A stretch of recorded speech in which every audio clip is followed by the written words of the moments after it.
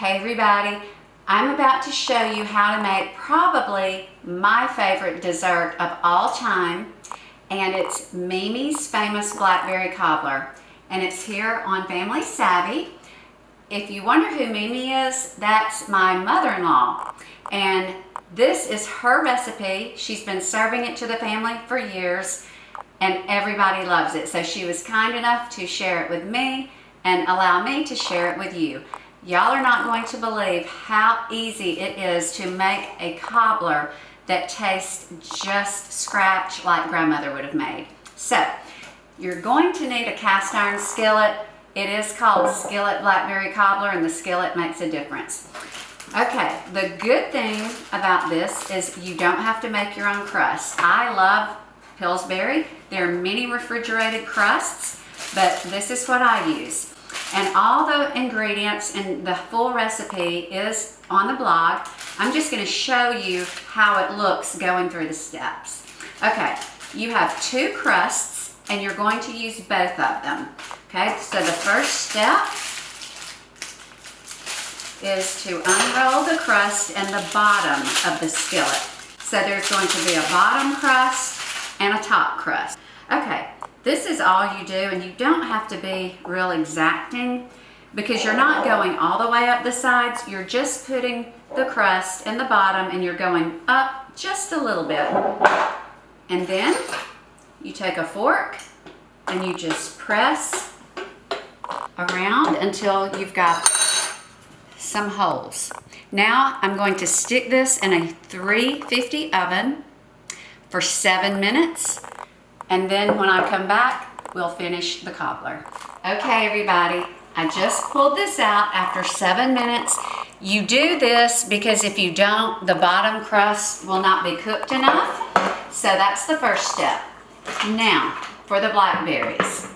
Okay, the great thing about this is that not only can you use frozen blackberries, they're actually better. When you use regular blackberries, fresh blackberries, they're more tender, more fragile, and they don't end up as well. So that's a good thing because it means that you can enjoy cobbler year-round, but it tastes just as good as fresh. Now, I've got on gloves because blackberries will stain your hands. Okay, so now I have the blackberries, and this is the first step. You take your sugar and your flour, and you just toss them together, and then you're going to pour the sugar and the flour that's blended really well. You're going to pour them over the blackberries and you just toss. Now the reason you're doing this is the cobbler. As the berries cook and they thaw during cooking, you'll see all these little pieces of, it's like dough, but it's basically sugar and flour. It mixes with the blackberry juice during cooking, and it just makes the most fabulous blackberry cobbler that's bubbling up between the 2 crusts. Okay, so there you go. Now, I was actually supposed to do flour, sugar, and butter, mix it up, and then toss it with the berries. But when you do that, it's sort of like crumbly Play-Doh. So you can actually do this, then pour your melted butter over, and you're going to get the same effect. But the recipe actually reads the other way, but it will be fine. And y'all, it's just hard to mess this up. Okay. So now you see this beautiful mixture, and now I'm going to put it into the crust, into the skillet with the bottom crust.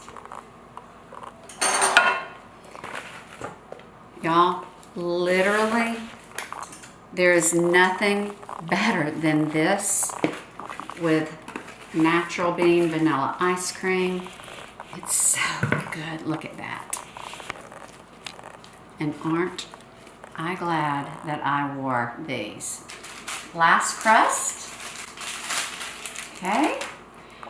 And I have gotten several comments and emails saying my crust broke or my crust wouldn't go all the way to the edge of the skillet. Y'all, it doesn't. It's not a big deal. This is going to be great. Just get it as close to the edge as you can, okay? Just lay it on top and just stretch it with your hands as good as you can, and you don't have to really worry about going up the sides. Just now, I will say, if you can, try to sort of press it close to the edge because it will separate a little bit, but this is really all you need to do. And see, don't worry if it tears because we're going to pierce it with the fork. And the reason you always want to pierce your crust with a fork is where the air will come up and it won't burst. Okay?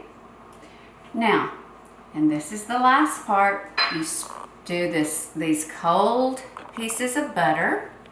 You just dot them on the top of the crust.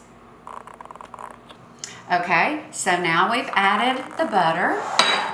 Now you sprinkle sugar, and y'all, you don't have to put as much as I have indicated on the recipe.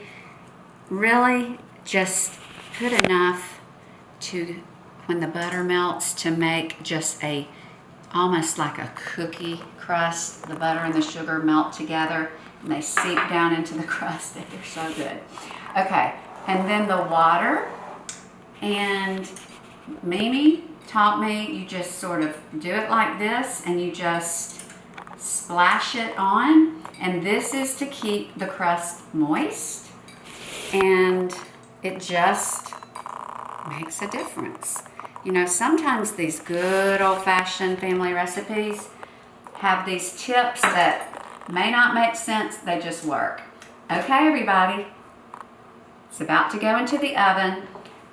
After the first lower crust baked at 350, I raised the temperature to 375 because you bake the cobbler in a 375 oven. So I'm about to put it in the oven, and then we'll see what it looks like when it's done.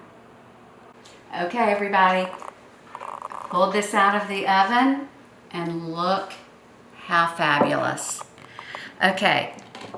See how it bubbles up around the edges? And look at this sugary, buttery crust. It actually tastes very much like a cookie. And y'all, it's so delicious. I will say, I like making this 2 or 3 hours before I serve it because as it sits, it rests and it settles and it thickens up. It's wonderful if you serve it hot, but it's going to be a little more juicy and a little more runny. So I like to let it sit, and we always serve it with vanilla bean ice cream. Y'all, it is so, so good. And it's very hard to mess this up, and I just hope that you will try this Mimi's Skillet Blackberry Cobbler for your family. If you have any questions, always feel free to email me, jamie@familysavvy.com. I appreciate so much your watching, and you have a fabulous day.